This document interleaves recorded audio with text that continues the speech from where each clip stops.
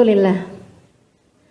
Wassalatu wassalamu ala Rasulillah Muhammad ibn Abdillah wa ala alihi wa sahbihi wa man walah.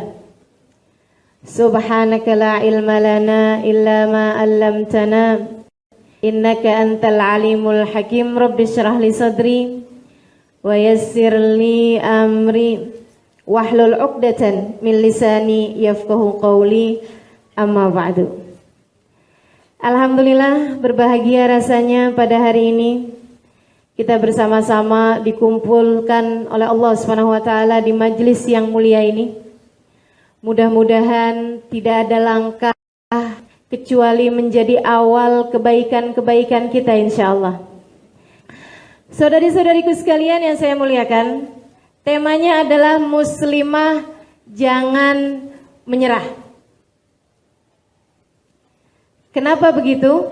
Kenapa saya ambil tema ini? Karena dalam kehidupan kita ini ada begitu banyak hal-hal yang dapat membuat kita jatuh, yang dapat membuat kita turun, yang dapat membuat kita terpelosok, yang dapat membuat kita bahkan terjelembab, jatuh ke dasar yang sangat dalam. Akan tetapi jangan pernah menyerah. Selagi hayat masih dikandung badan, selagi ruh masih bersemayam dalam dirimu, masih akan selalu ada kesempatan demi kesempatan perbaiki diri. Masih akan selalu ada tarikan-tarikan, masih akan selalu ada uluran-uluran tangan Allah Subhanahu wa taala menarikmu dari segala keadaan yang tidak menyenangkan, dibimbingnya engkau menuju kepada kebahagiaan insyaallah. Amin ya rabbal alamin. Saudariku sekalian yang saya muliakan, kita hidup di atas muka bumi ini seperti gandum. Tahu gandum tak? Gandum itu bertumbuh dari dimasukkan oleh petani, bertumbuh naik. Akan tetapi ketika ia masih tumbuh begitu, tidak dapat dirasakan kemanfaatannya.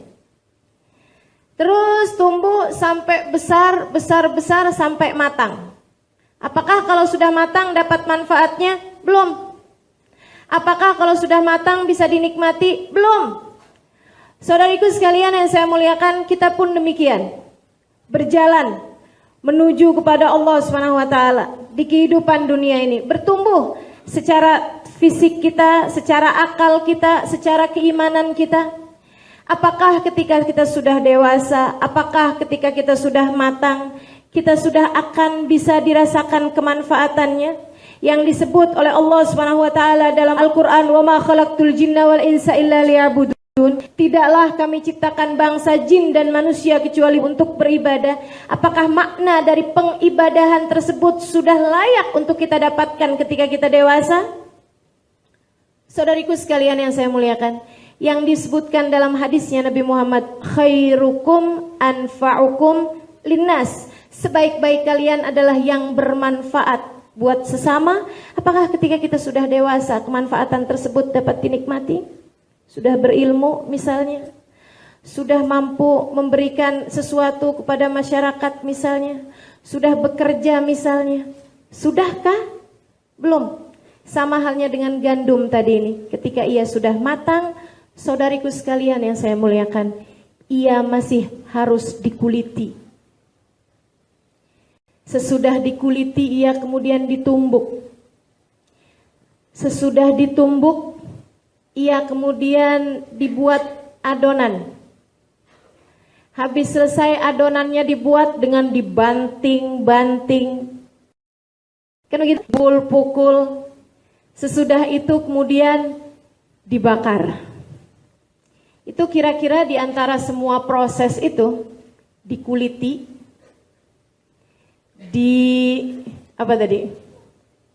dipukul, dibanting, dibuat adonan, dihaluskan terlebih dahulu ya. Kemudian dibakar. Dari dikuliti, dihaluskan, dilumatkan, dihancurkan, kemudian dipukul, dibuat adonan, kemudian dibakar, Mana yang kira-kira enak menurutmu? Jika engkau menjadi gandum, kira-kira ada yang enak tak dari keempat proses tersebut? Dikuliti, ya Allah. Kemudian dihancurkan pula, ditumbuk pula, ya Allah. Kemudian sesudah itu dibanting-banting pula, ya Allah. Kemudian sesudah itu dibakar pula. Dipanggang di atas api. Kalau tidak mau menjadi yang seperti itu, kamu hanya akan menjadi gandum, tidak akan pernah menjadi roti.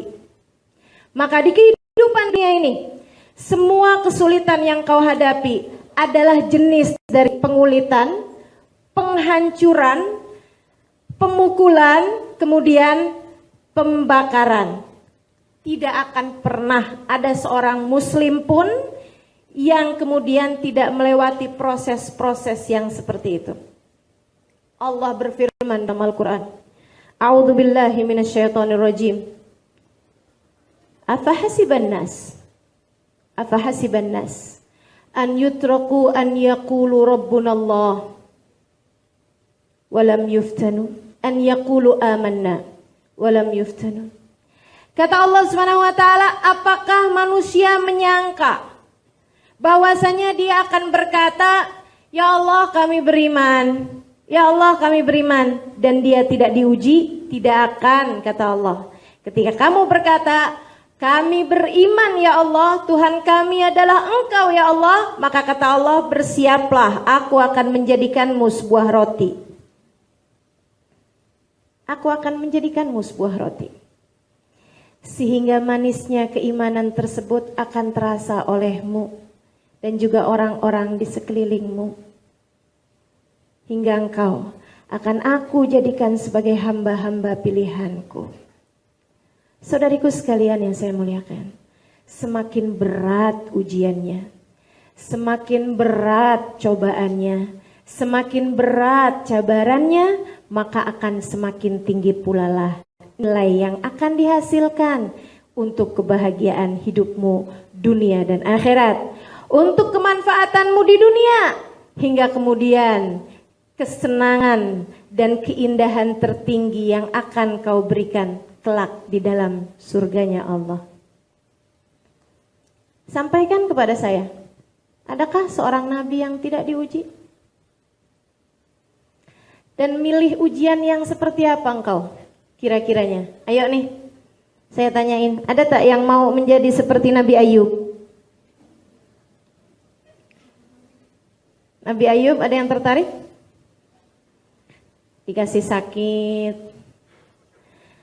dikasih anaknya semua meninggal, istrinya semua meninggalkan, miskinan sampai gak punya apa-apa. Berakhir dengan kesakitan Nabi Ayub sampai dengan beliau tidak dapat pergi kemana-mana. Diasingkan kaumnya di dalam sebuah tempat. Tidak ada yang datang kepadanya kecuali seorang istri yang tetap setia padanya bersama segala keadaan-keadaannya. Saudaraku sekalian yang saya muliakan, ini dia kisah nih ya. Kalau kita baca kisahnya Nabi Ayub, kira-kira kita jadi yang mana selama ini?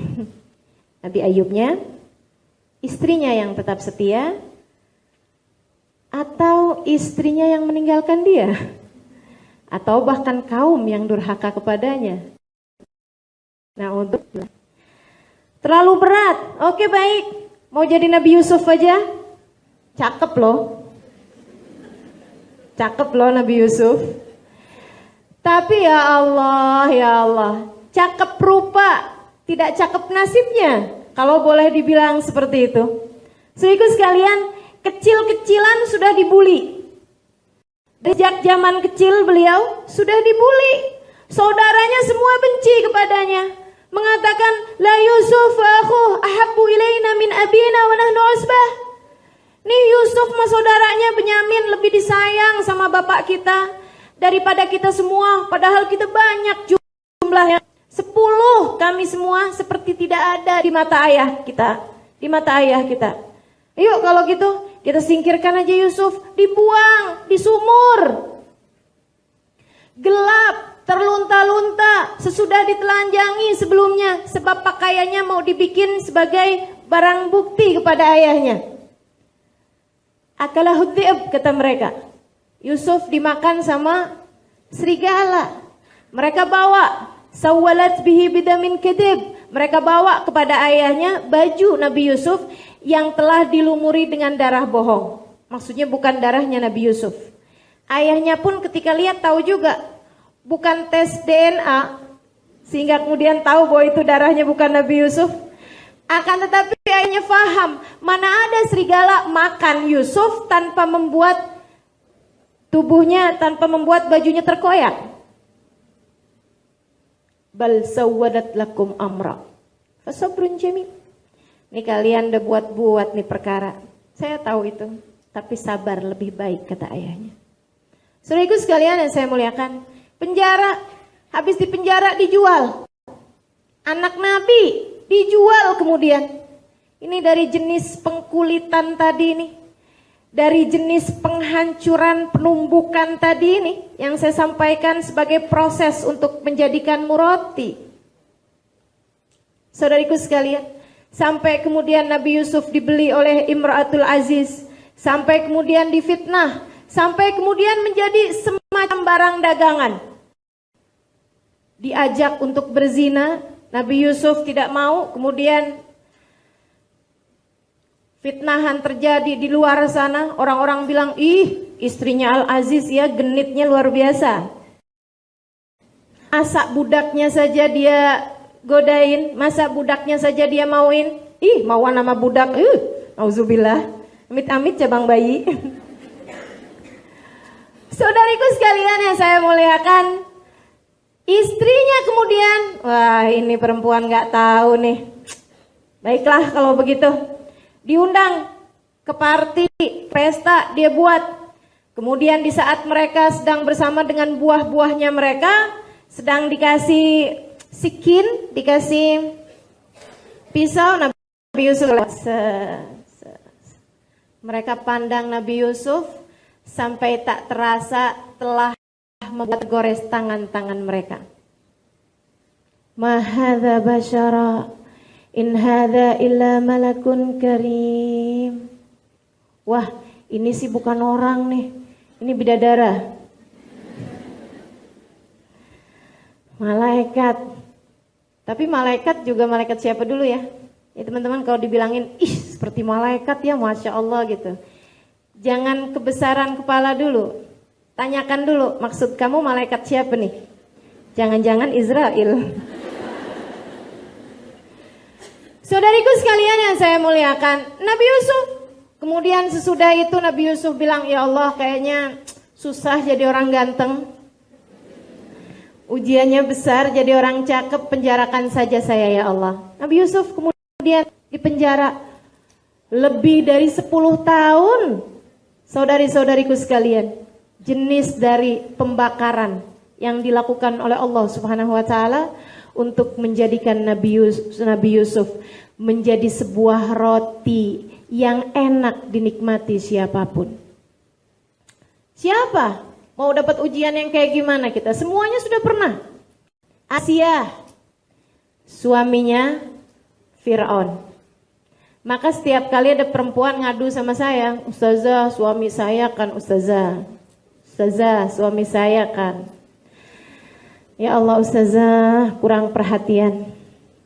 Ya Allah Ustazah dia lebih tertarik janda belakang rumah.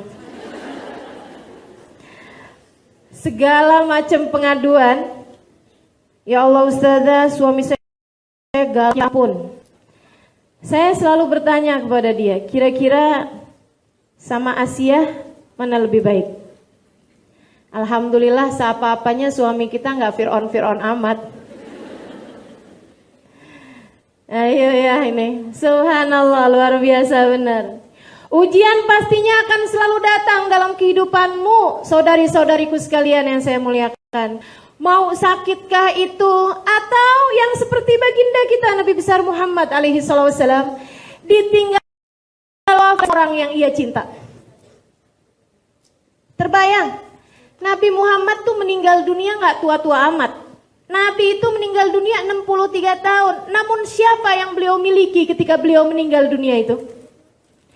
Ibundanya sudah meninggal dari sebelum ia kenal sungguh-sungguh dengannya. Ayahnya bahkan ketika ia berada dalam rahim ibunya punya anak 7-nya meninggal sebelum beliau meninggal. Hanya satu aja yang tersisa ketika beliau meninggal, yaitu Sayyidah Fatimah Zahra. Yang lain semuanya sudah meninggal duluan. Istrinya tercinta Sayyidah Khadijah sudah meninggal. Pamannya meninggal, kakeknya semasa kecil sudah meninggal. Subhanallah, begitu berat ujian yang jalani oleh baginda kita Nabi besar Muhammad alaihi salam. Sakiti, diasingkan, dilukai, dipukul, diusir, dilempar dengan batu. Lagi yang belum. Adakah seseorang di antara kita pernah dilempar dengan batu? Terlempar mungkin. Maksudnya aja gitu ya, ada orang waktu lagi lempar jumroh. Ada yang kepalanya terantuk. Itu sepertinya orang Indonesia. Rambutmu terkena. Karena orang Indonesia itu kalau lagi lempar jumroh, biasanya makanya mau melempar setan. Jadi dengan setengah dendam. Saudariku sekalian yang saya muliakan, semua orang diuji, semua orang susah hidupnya.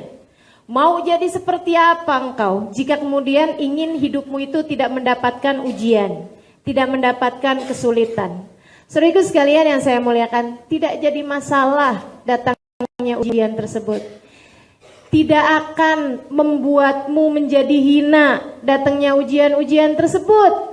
Masalahnya adalah bahwa jangan pernah menyerah. Sebab itu adalah cara Allah untuk menaikkanmu. Itu adalah cara Allah untuk menguatkanmu. Saudariku sekalian yang saya muliakan, mau hidupnya kayak siapa yang senang terus gitu? Fir'aun itu sepanjang hidup tidak pernah sakit. Bahkan flu sekalipun. Gatel-gatelan tuh tubuhnya nggak pernah. Jadi saya bayangkan Fir'aun sepanjang hidup nggak pernah garuk-garuk. Mau jadi seperti dia? Tidak, tentu saja. Fir'aun itu kalau berdoa, kalau meminta, bahkan bukan meminta, kalau berkata kepada sesuatu, jadilah, maka jadilah sesuatu tersebut. Mau begitu? Tidak, tentu saja. Saudaraku sekalian yang saya muliakan, Nabi berdoa, belum tentu Allah segera ijabah. Ada banyak hal yang katanya Nabi Muhammad alaihissalam, permintaanku ditakjil, ditunda oleh Allah SWT untuk nanti di hari akhirat. Akan tetapi Fir'aun, bahkan ketika ia berkata kepada langit, hujan, maka segera turun hujan saat itu juga. Maka kalau engkau merasa bahwa saya setiap doa saya diijabah, jangan besar kepala. Saya tidak tahu engkau sedang diserupakan dengan siapa. Saudariku sekalian yang saya muliakan, katanya Nabi Muhammad alaihissalam dalam hadisnya, Innallaha idza ahabba abdan ibtalah. Innallaha idza ahabba abdan ibtalah. Allah apabila mencintai seorang hamba, ia akan menguji hamba tersebut, akan memberi cabaran padanya. Seseorang datang kepada Nabi Musa. Ya Musa, tubuhnya ringkih. Wajahnya kelihatan tidak tertidur berapa hari. Air matanya selalu mengalir dengan mata yang begitu sembab. Ia datang kepada Nabi Musa dan berkata, Ya Musa, ya Nabi Allah Musa, Is'al minallah an yu'ti dzarrah min mahabbatih. Wahai Nabi Musa, engkau dapat berbincang dengan Allah, sampaikan kepada Allah untuk membagi kepadaku setitik debu cinta kepadaku ini. Untuk membagi kepadaku setitik debu cintanya. Kata Nabi Musa, baiklah, aku akan memintanya kepada Allah. Saat Nabi Musa berbincang dengan Allah SWT, Nabi Musa kemudian menyampaikan pesan tersebut. Allah kemudian berkata, ya Musa, qad ajabtuka, aku telah mengijabah permintaanmu tersebut, permintaan orang itu. Nabi Musa pun pulang ke tempat ibadah, yaitu sebuah gua yang dimana orang tersebut selalu beribadah di dalamnya. Saat ia masuk, ia melihat tetesan darah. Saat ia masuk lagi ke mulut gua, ia melihat ada beberapa daging yang terkoyak. Saat ia masuk lagi, ia mendapati di tempat ibadah orang tersebut sudah tinggal tersisa tulang belulang orang itu dengan percakan-percakan darah yang bersimbah di mana-mana. Tubuhnya telah dikoyak-koyak oleh serigala. Nabi Musa dengan menangis keluar dari gua tersebut. Ia berkata, ya Allah, aku baru saja hendak mengabari kepadanya kabar gembira bahwa engkau mencintainya. Akan tetapi saya dapati engkau berlaku seperti itu kepadanya, ya Allah.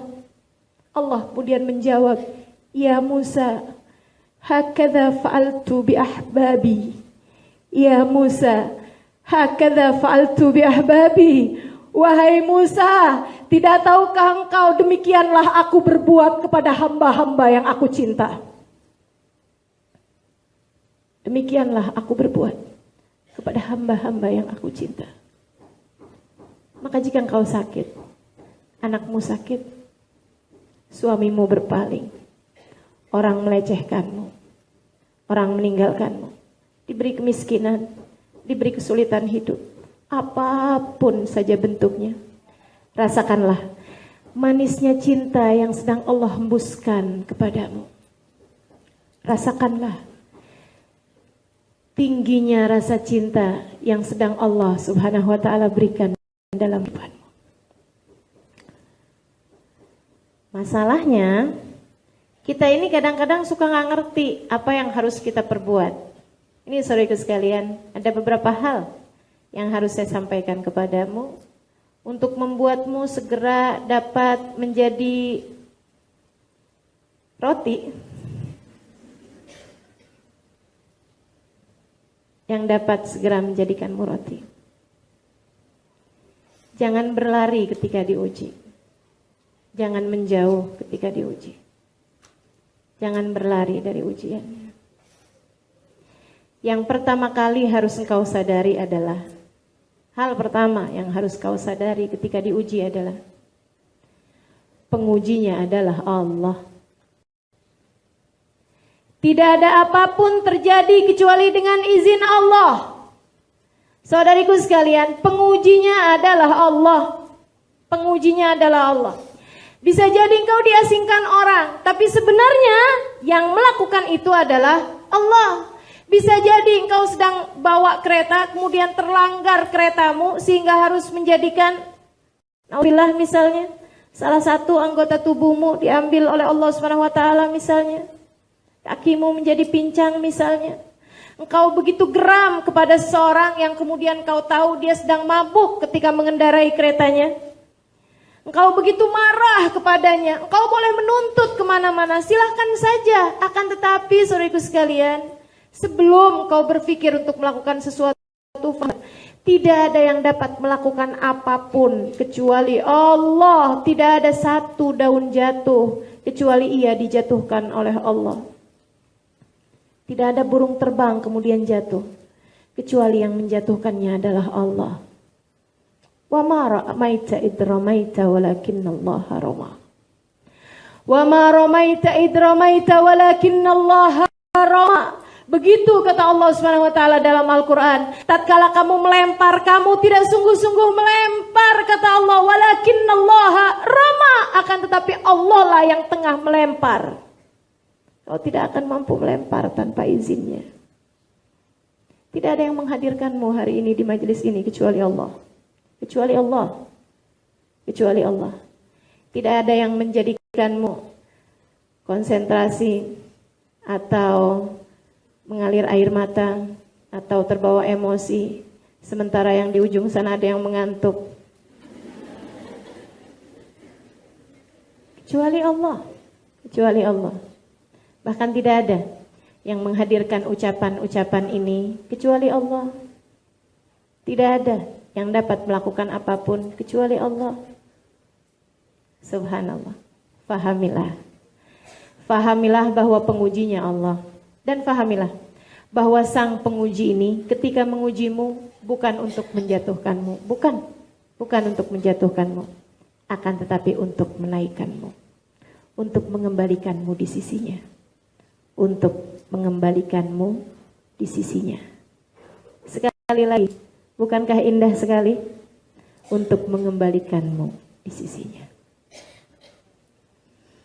Saudariku sekalian yang saya muliakan, kalau yang ujinya Allah kan enak banget ini ya. Jadinya cabaran-cabaran, ujian apapun yang terjadi itu seperti pil pahit. Ketika anak kita sakit, wah kepalanya sedang berat sekali, dianya kemudian badannya meriang, kedinginan, berapa menit kemudian kepanasan.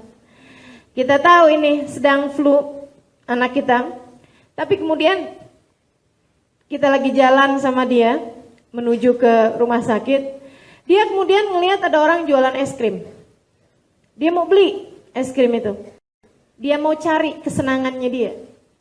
Tapi engkau sebagai seorang ibu, bagaimana menurutmu jika si ibu ini kemudian memberikan aja, oh kamu mau es krim nak? Boleh, yuk silahkan. Bagaimana menurutmu? Sayang atau tak sayang? Tak sayang. Ibu yang sayang kepada anaknya akan melarangnya dari es krim untuk kemudian jangan nak, jangan. Kalau perlu begitu dia makan es krimnya kita ambil, kita paksa, kita lempar. Sang anak menangis. Akan tetapi kita tetap tarik aja anak kita bawa ke dokter. Sampai di dokter, kemudian dokter memberikan kepadanya pil-pil yang pahit. Wah, tambah nangis. Dia kemudian bisa jadi memukul-mukul kita sambil bilang, mama tidak sayang sama saya, mama tidak sayang sama saya. Oh nangis, dia kejat. Saudari kalian yang saya muliakan, itu yang sering kali kita lakukan. Itu yang sering kali kita lakukan ketika Allah tengah menguji kita. Ada begitu banyak orang yang setiap kali dikasih ujian dia malah nanya kayak begini, ya Allah dosa apa saya? Ya Allah saya udah sholat padahal. Ya Allah saya padahal udah puasa Senin Kamis. Kenapa nih suami saya nih masih berpaling hati juga dari saya? Kenapa dia masih begitu? Ya Allah kenapa saya ini? Saya sudah sholat, saya sudah ibadah, tapi engkau beri kepada saya penyakit seperti ini. Kenapa ya Allah? Jangan suka bertanya kepada Allah kenapa. Allah bisa saja menjawab kenapa tidak. Ya Allah kenapa? Kata Allah emang kenapa? Saudariku sekalian yang saya muliakan, pil-pil pahit berupa ujian-ujian tersebut, ketika kita meminumnya adalah untuk menyehatkanmu, adalah untuk menguatkanmu, adalah untuk menjadikanmu sebagai hamba-hamba yang kuat terhadap berbagai macam kesakitan, berbagai macam wabah, berbagai macam kuman, berbagai infeksi dan lain sebagainya. Seperti itu kira-kiranya dengan Allah SWT. Sekali lagi, hal pertama yang harus kau ingat ketika mendapatkan berbagai macam cabaran dalam kehidupan, mau kecil mau besar, mau lama mau yang sebentar, ujian tersebut pertama kali harus kau ingat adalah pengujinya adalah Allah. Pengujinya adalah Allah. Lewat tangan hamba-hambanya, tapi pengujinya adalah Allah. Bisa jadi lewat sesiapa, akan tetapi sekali lagi ingatlah pengujinya adalah Allah. Pernah satu ketika Nabi Muhammad alaihissalam sedang tawaf di Ka'bah. Ketika ia kemudian melihat seorang laki-laki tua sedang tawaf di Ka'bah. Jadi sebenarnya begini, ada seorang laki-laki tua tinggal di dekat Madinah, di dekat kota Mekah. Ia kemudian beriman, tapi masa itu nabinya sudah hijrah di Madinah. Jadi akhirnya dia pun kemudian menahan rindu setiap waktu pada Nabi Muhammad sampai ia dengar Nabi datang untuk haji wada ke kota Mekah. Ia pun kemudian datang juga ke sana, datang ke Mekah itu ya. Ketika ia datang ke Mekah, berapa hari waktu awal langsung datang ke Mekah, dia segera tawaf. Di tengah-tengah dia tawaf, Dia kemudian merasakan indahnya kasih Allah Subhanahu wa taala. Ia pun bergumam, "Ya Karim." Di belakang Nabi Muhammad menyaut, tapi dia nggak tahu bahwa itu Nabi Muhammad. "Ya Karim." Dia jalan lagi, dia toleh. Siapa sih ikutin saya? Gitu dia pikir. Dia kemudian tawaf lagi. Merasakan keindahan kedermawanan Allah dan dia bilang, "Ya Karim." Nabi ikutin dia lagi di belakang, "Ya Karim." Dia masih sabar. Habis itu 3 kalinya dia ucap lagi, "Ya Karim." Nabi Muhammad ikutin lagi, "Ya Karim." Dia langsung menoleh. Jangan mentang-mentang saya orang kampung. Saya orang datang dari Badui sana. Karena saya terlihat orang bodoh, kemudian setiap kali saya mengucapkan suatu kamu ikutin. Andai tidak karena bagusnya rupamu dan indahnya wajahmu itu, aku pasti sudah akan mengadukanmu kepada Nabiku Muhammad. Nabi senyum. Kemudian dia bilang, katanya Nabi Muhammad alaihissalam, "Awala ya'rif nabiyak ya Syekh." Pak, Bapak emang gak pernah lihat Nabi Muhammad? Dia bilang, "Inilah ma'arifu, inilah ma'arah." Saya memang betul belum pernah ketemu sama Nabi Muhammad, tapi saya sepenuh cinta kepadanya. Saya memang belum pernah melihatnya, tapi sepanjang hari dia selalu bersama dengan saya di dalam hati saya. Nabi kemudian berkata, "Ana nabiyyak Muhammad bin Abdillah." Anta, wah langsung dia ciumin tangan Nabi Muhammad alaihissalam.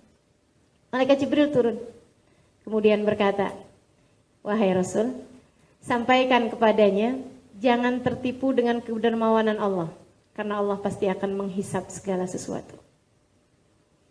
Nabi sampaikan, "Pak, Allah kirim salam padamu."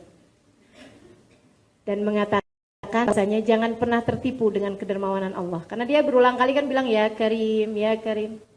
Allah pasti akan menghisapmu atas segala sesuatu kenikmatan yang Allah berikan padanya. Dan dia berkata, "Jadi Allah mau memperhitungkan saya, wahai Rasulullah?" "Iya."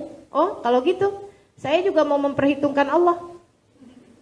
Allah mau menghisap saya, baiklah saya juga mau menghisap Allah." Maksudnya gimana? Kalau Allah menghisap saya atas dosa-dosa saya akan menghisap Allah di manakah ampunannya.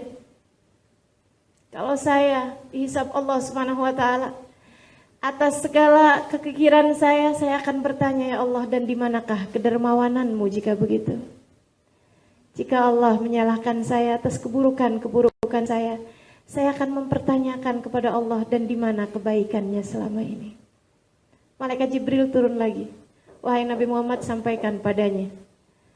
Hendaklah dia sampaikan padanya Allah tidak akan pernah menghisapnya agar dia tidak menghisap Allah Subhanahu wa taala." Maka teman-teman saya sekalian, penghisapnya Allah. Pemberi cabaran padamu Allah, pemberi ujian padamu Allah. Maka apa yang kau takutkan?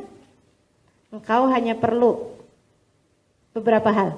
Pertama, melambai. Kau melambai tak? Please, tolong saya, bantu saya menyerah. Itu hal pertama yang harus engkau lakukan. Ketika ujian datang dalam kehidupanmu, menyerahlah. Kalau nggak menyerah nanti bolak-balik tuh. Ini kan lagi dikulitin, kulitnya nggak terkelupas-kelupas. Baru habis dikelupas ada kulitnya lagi. Baru habis dikelupas ada kulitnya lagi. Akhirnya di situ aja, ujiannya nggak naik-naik nanti, cabarannya nggak naik-naik, nggak membuatmu naik kemudian. Masih di situ-situ aja tempatnya. Ayo saudariku sekalian yang saya muliakan, kalau ingin segera naik tingkatannya, pertama fahami pengujimu adalah Allah, dan yang kedua segeralah melambaikan benderamu kepadanya. Segeralah menyerah. Aku menyerah ya Allah, aku menyerah ya Allah. Tidak ada daya upayaku kecuali Engkau. Aku menyerah ya Allah. Habis menyerah ngapain? Mendekat kepadanya. Karena semua bentuk ujian diberikan untuk mendekatkanmu kepadanya. Seperti yang aku sampaikan berulang kali. Semua bentuk cabaran adalah untuk mendekatkanmu padanya. Maka mendekatlah, mendekatlah, mendekatlah. Alam ya'ni lilladzina amanu an tahsha'a qulubuhum li dzikrillahi wa ma nazala minal haqq. Allah bertanya kepadamu, kepadaku, kepada kita semua.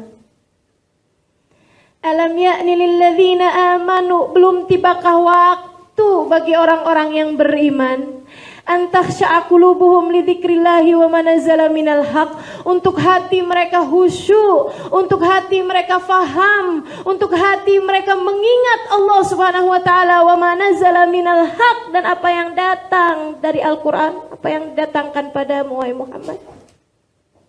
Belum juga, kata Allah, belum juga. Baik, aku akan uji lagi kamu. Aku akan kuliti lagi dirimu. Maka yang Allah tunggu dari kita adalah engkau melambaikan dirimu kepada Allah. Al-ana ya Rabb, al-ana ya Allah. Iya ya Allah, sudah datang waktunya. Sudah datang waktunya. Fudail bin Iyad, saudariku sekalian yang saya muliakan.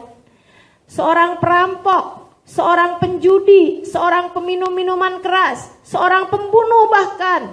Sepanjang hidupnya berada dalam keadaan kemaksiatan. Sampai suatu ketika ia ingin memiliki seorang anak karena ingin melaksanakan sunnahnya Nabi, memberi hadiah.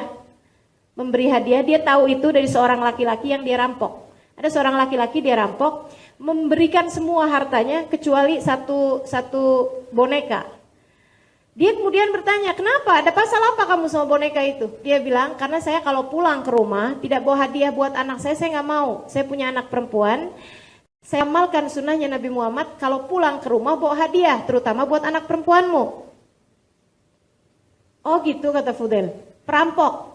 Dia kemudian bilang, baiklah kalau gitu, dibalikin sama dia si bonekanya, dia rampok sisanya yang lain. Habis itu dia memutuskan untuk menikah, karena kepengen punya anak perempuan. Dia paksa kawin seorang perempuan paling cantik di kampungnya. Habis itu kemudian dia hamili perempuan tersebut, sampai dapat anak, alhamdulillah dapat anak perempuan. Dia kemudian ceraikan perempuan itu, dia nggak mau sama perempuannya, dia mau sama anaknya aja. Dibesarkan anaknya sampai di usia 10 tahunan dan dia mabuk seperti yang saya sampaikan. Dia berjudi seperti yang saya sampaikan. Dia membunuh, dia merampok, semua jenis kemaksiatan dia kerjakan. Hanya saja ada satu sunnah yang dia kerjakan, memberi hadiah kepada anak perempuannya setiap kali dia habis pulang keluar kota. Sholat enggak gitu ya, puasa boro-boro, tapi dia kasih hadiah kepada anak perempuannya ini tiap kali dia pulang.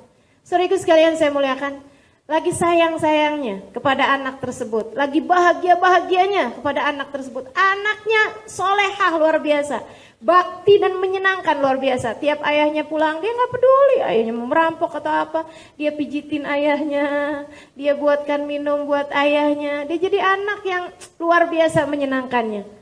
Lagi kayak begitu keadaannya, Allah bikin anaknya meninggal dunia. Karena Allah hendak mendekatkan orang ini kepada Allah Subhanahu wa taala. Karena Allah hendak mendekatkannya sekali lagi. Marahnya Fudail luar biasa. Luar biasa.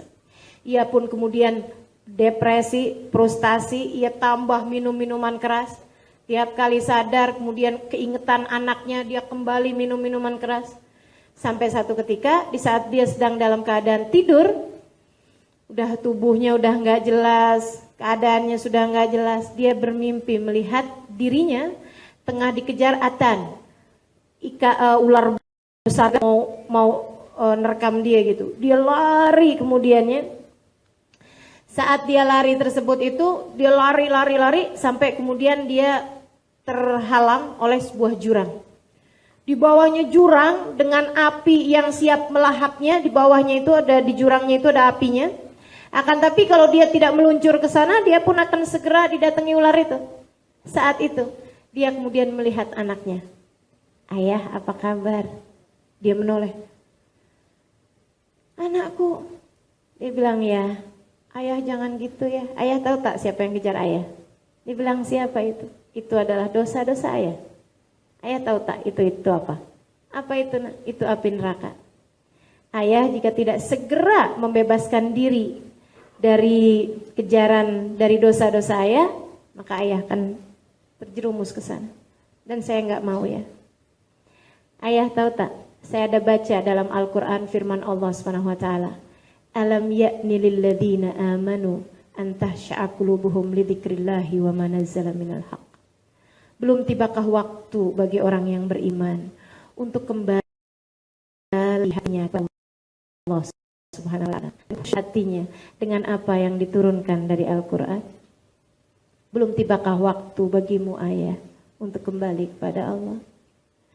Ayahnya kemudian terkejut, dia kemudian terbangun, dan di saat bangunnya tersebut dia mendengar suara lantunan ayat yang sama dibaca oleh tetangganya dengan suara yang sangat merdu.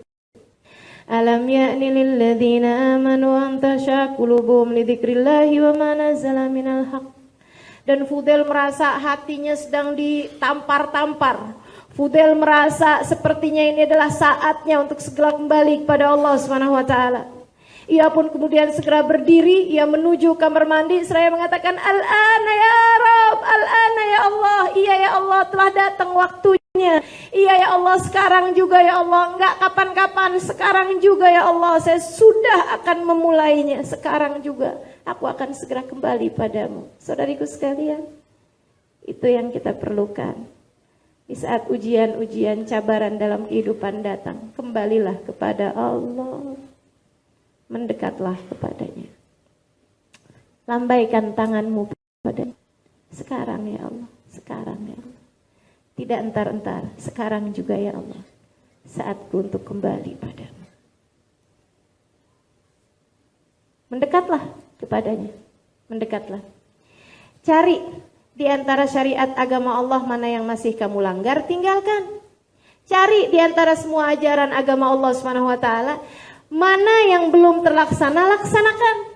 Oh, mungkin menutup auratmu belum bagus. Oh, mungkin sikapmu terhadap suami belum rapi. Oh, mungkin ada hal-hal yang masih Allah tidak suka dalam diri saya. Perbaiki itu kemudian. Perbaiki itu. Mendekat kepada Allah Subhanahu wa taala, kemudian perbaiki diri.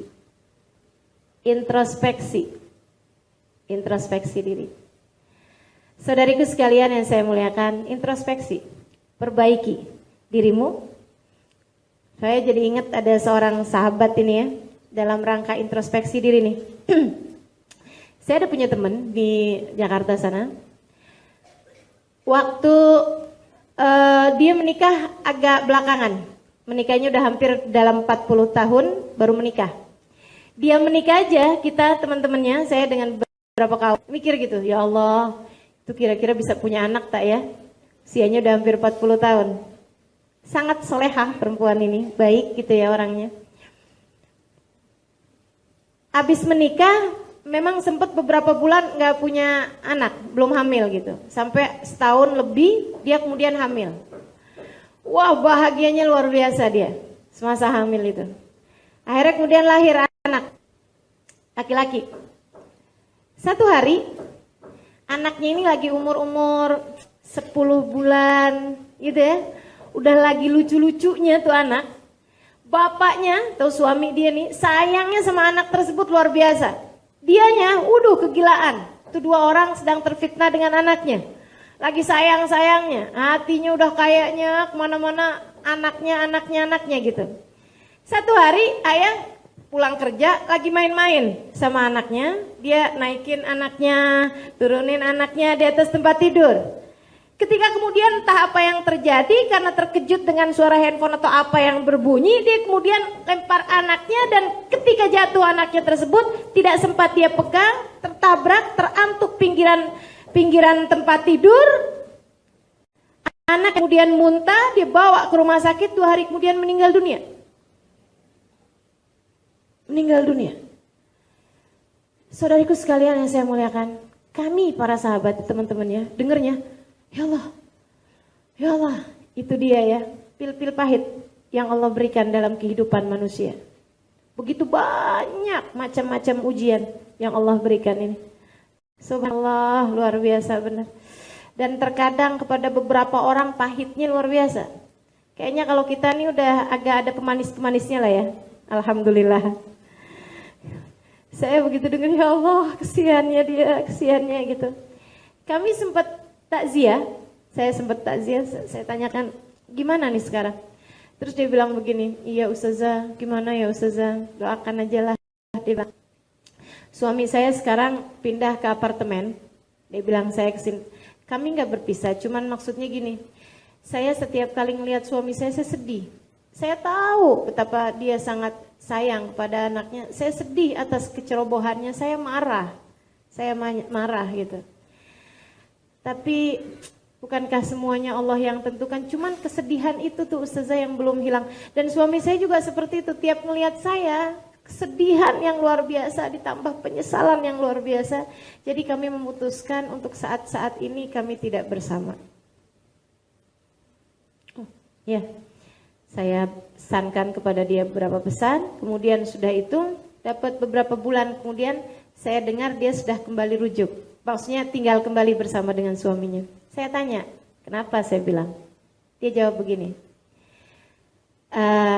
Saya bilang ceritanya gimana tuh awal kali tinggal bersama. Dia bilang saya datengin dia ke apartemennya. Saya bawakan makanan-makanan kesukaan dia. Saya ketuk pintu. Dia buka dengan raut muka yang kesedihan dan keterkejutan juga karena nggak menyangka. Terus saya bilang begini. Terus dia bilang begini, maafkan saya. Saya bilang sama dia, yuk kita tinggal bareng aja lagi. Kita berdua sudah kehilangan anak. Saya tidak mau lagi kehilangan orang yang saya cintai yang lainnya selain daripada anak kita itu. Duanya kemudian berpelukan lama dan kemudian tinggal bersama-sama lagi. Dia bilang, saya tahu Ustazah, dia orang yang sangat baik hatinya. Dan kan Ustazah yang ngajarin, tidak ada sesuatu terjadi kecuali dengan izin Allah. Allah sudah menentukan segala sesuatunya. Biarkan, kami memang kehilangan anak. Mau kami tangisin, mau kami apain juga yang meninggal tidak akan kembali lagi. Makanya sudahlah. Kami serahkan ia kepada Allah, barangkali di sisi Allah dia jauh lebih bahagia. Dan kami pun tidak ingin kehilangan kebahagiaan kami berdua. Keduanya kemudian bersama-sama dan saya bantu dengan doa terhadap orang tua. Allah gantikan ia dengan yang lebih baik daripada anaknya yang meninggal dunia tersebut. Subhanallah, kabarnya malahan gak ada rencana apa-apa, tahu-tahu hamil. Di usia yang 40 itu ya, udah hampir 45-an barangkali. Hamil kemudian, dan anaknya sekarang sudah agak besar-besaran gitu, sudah sekolah. Ternyata saya sudah tua. Saudaraku sekalian yang saya muliakan, introspeksi diri, mendekat pada Allah Subhanahu wa taala. Maafkan. Tidak ada yang ingin melakukan sesuatu yang buruk. Dan kalaupun ada seseorang melakukan sesuatu yang buruk, tidak ada sesuatu terjadi kecuali dengan izin Allah. Kepadamu ia adalah pil-pil pahit yang kau harus meminumnya untuk menyehatkan dirimu. Insya Allah. Hal terakhir yang akan saya sampaikan kepadamu adalah untuk dua lagi ya. Hal yang berikutnya yang saya ingin sampaikan padamu adalah husnuzon. Berbaik sangka. Selalulah berbaik sangka pada Allah Subhanahu wa taala. Jangan menyerah. Allah masih akan membuka untukmu pintu-pintunya. Saudaraku sekalian, jangan menyerah. Allah masih akan selalu membuka untukmu pintu-pintunya. Apapun dari cabaran dalam kehidupanmu, kesulitan yang ada dalam kehidupanmu, jangan pernah menyerah. Sebab Allah masih akan membukakan untukmu pintu-pintunya. Yang terakhir, titipkan segala sesuatu kepada Allah. Titipkan kepada Allah. Titipkan kepada Allah. Hasbunallah wa ni'mal wakil. Ni'mal wa ni'mal nasir. Allah itu teman-teman saudaraku sekalian, saya titipin jemuran aja dijaga kok sama Allah. Saya pernah satu ketika semasa di Hadramut, saya sebagai anak kos, anak tinggal sendiri, kebanyakan memang seperti ini ya, pemalas. Baju kalau belum semua kotor belum dicuci. Jadi satu hari baju saya semua udah kotor, kemudian saya cuci lah baju tersebut itu. Saya kemudian berangkat pergi ngaji, pergi majelis. Semasa saya berangkat pergi majelis, sebelum saya berangkat pergi majelis, semasa saya sedang menjemur pakaian saya lihat ada angin besarnya luar biasa. Dari angin kalau di negeri Arab tuh suka kelihatan. Badai-badai itu suka kelihatan tuh. Wah, ini akan badai besar nih gitu. Jadi saya begitu lihatnya kemudian yang wah, ini bakalan ada angin besar nih kelihatannya nih. Saya bingung, karena kalau misalnya saya turunkan jemuran itu, saya pulang nanti tak punya baju bersih. Kalau misalnya saya biarkan terjemur dengan kemungkinan angin membawanya terbang, ya Allah, itu terbangnya bisa tidak hanya ke bawah begitu ya, tidak hanya jatuh ke bawah-bawahnya, bisa pergi ke rumah tetangga 10 rumah. Dan kebayang kalau orang seorang laki-laki jalan kemudian ada apa ini? Waduh, kalau kena pakaian dalam kan saya malu. Apa yang saya lakukan kemudian, dan saya tidak punya penjepit baju semasa itu. Saya pun kemudian teringat sesuatu, ya udah bismillah lah. Belum mana saya mau hadir majelis juga gitu. Saya khawatir terlambat. Jadi akhirnya saya pegangin semua baju itu satu-satu dengan saya bilang, Istaudatukallah. Saya titipkan kamu sama Allah, saya titipkan kamu sama Allah, saya titipkan kamu sama Allah. Saya pun kemudian berangkat pergi ke majelis. Hari itu angin luar biasa besarnya. Waduh, saya udah kebayang aja, wah ini habis nih baju saya nih. Udah gak tahu kemana aja nih. Saya pun ngeliat ada macam-macam sampah di jalanan. Ada rupa-rupa sampah di jalanan. Dan saya tahu pula dia sudah lewat dekat rumah saya itu. Begitu masuk ke rumah, saya langsung naik ke atas. Dan tibalah saya di sana. Dengan penuh rasa syukur, saya melihat semua baju saya tidak ada yang bergerak dari tempatnya. Ya Allah, saya bilang ya Allah makasih. Engkau telah menjaga baju-baju saya, jemuran saya. Saudaraku sekalian, jika dititipin jemuran aja, dia jaga dengan sedemikian indahnya. Apakah menurutmu jika engkau titipkan dirimu, anakmu, suamimu, imanmu, takwamu, kebahagiaanmu, surgamu kau titipkan kepadanya, tidakkah ia akan menjaganya sedemikian rupa? Tidakkah ia akan menjaganya sedemikian rupa? Karenanya kemudian para ulama tuh, kalau pagi-pagi kita disuruh baca Syahidallahu annahu la ilaha illa huwa wal malaikatu wa ulul ilmi qa'iman bil qisti la ilaha illa huwal azizul hakim. Gitu ya, ayat itu Allah menyaksikan tidak ada Tuhan kecuali Dia dan segenap malaikat menyaksikannya, bahwa tidak ada Tuhan kecuali Allah, dan orang-orang yang berilmu pun menyaksikan itu. Kita dibaikkan, dianjurkan untuk membaca wa ana ashhad bima syahidallahu bih wa ushhidullah ala dzalik wa astaudi Allah hadhihi syahadah wa hiya li indallahi wadi'ah as'aluhu hifdhuha hatta yatawaffani 'alaiha. Ya Allah, aku pun juga menyaksikan tidak ada Tuhan kecuali Engkau, dan aku jadikan Engkau ya Allah sebagai saksinya, sebagai saksi bahwa aku menyaksikan tidak ada Tuhan kecuali Engkau. Wa astaudillah hadhihi syahadah, dan aku minta, aku titipkan penyaksianku ini kepadamu ya Allah. Kembalikanlah kepadaku di saat aku memerlukannya, di saat akhir kehidupanku tiba. Itu katanya para ulama, jika ada orang membaca itu, ayat tersebut, kemudian membaca doa itu, jika tak hafal dalam bahasa Arab, silahkan dalam bahasa kita masing-masing. Ayatnya jangan dirubah-rubah bahasanya. Tapi itunya, doanya tadi itu silahkan saja. Ya Allah, aku menyaksikan bahwa tidak ada Tuhan kecuali Engkau, dan aku jadikan Kau sebagai saksinya, dan aku titipkan syahadatku kepadamu ya Allah. Penyaksianku ini, imanku ini aku titipkan kepadamu. Jagalah ia ya Allah, hingga aku dapat menghadapmu dengan berbekal keimanan tersebut. Kembalikan kepadaku di saat aku memerlukannya. Jadi sekalian, para ulama mengatakan siapa yang membaca ini setiap harinya, maka ketika datang ajal menjemputnya, Allah akan berkata kepada malaikatnya, berhati-hatilah dalam mencabut nyawanya, dia telah menitipkan keimanannya kepadaku seumur hidupnya. Berhati-hatilah dalam mencabut nyawanya, ringankan pencabutan nyawanya, dan pastikan tidak ada kalimat terakhir keluar dari lisannya kecuali kalimat la ilaha illallah. Bismillah, insya Allah kita akan menjadi muslimah-muslimah yang tidak akan menyerah. Kita akan menjadi muslimah-muslimah yang terus mendekat kepada Allah Subhanahu wa taala hingga saat kita menghadapnya dalam keadaan penuh keimanan insyaallah. Dalam keadaan penuh cinta insyaallah, dalam keadaan menaiki tangga yang tertinggi dari dicintai oleh Allah Subhanahu wa taala. Hingga hari itu kita akan mendengarnya berbisik di telinga kita, ya ayyatuhan nafsul mutmainnah, irji'i ila rabbiki radiyatan mardiyah, fadkhuli fi ibadi wadkhuli jannati. Wahai pemilik jiwa yang tenang, kembalilah engkau kepada Tuhanmu. Ia telah ridho padamu dan engkau pun ridho padanya. Masuklah ke dalam golongan hamba-hambaku, masuklah ke dalam surgaku. Rabbana taqabbal minna innaka antas samiul alim, tub alaina innaka antat tawwabur rahim. Tawam fi subhanakallahumma tahiyatum fiha salam. Akhiru da'wana anil hamdulillahirabbil alamin. Mudah-mudahan bermanfaat, kurang lebihnya mohon maaf. Wal afu minkum.